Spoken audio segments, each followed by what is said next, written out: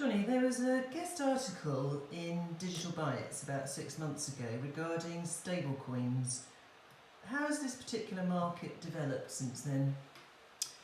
Yeah, there was an interesting article written by Sean O about stablecoins and the different types of stablecoins. Sean's actually a senior trainer with ConsenSys in Asia Pacific and was looking at the sort of stablecoin market.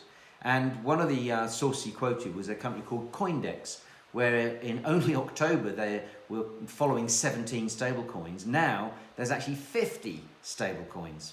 And back in October, the biggest stablecoin was Tether. Well, that still has that accolade. Instead of being 3.5 billion, it's actually now 6.3 billion.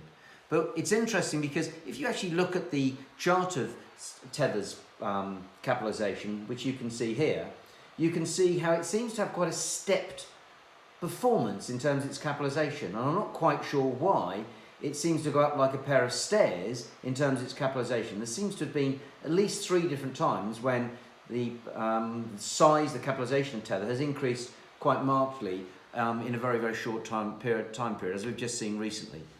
One of the concerns, however, is how are these stablecoins going to be generating money? Interest rates are now almost zero, and whilst stablecoins don't pay any interest, they were keeping the interest on bank deposits, but now this is, as I say, almost negligible to nothing.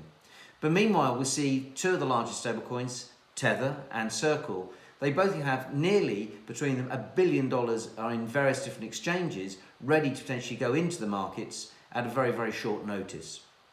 I suppose one of the reasons we might be seeing an interest in stablecoins is that companies like Binance are actually offering 6% interest on your deposits, which is considerably more than the amount of money you get in other traditional banks and the like.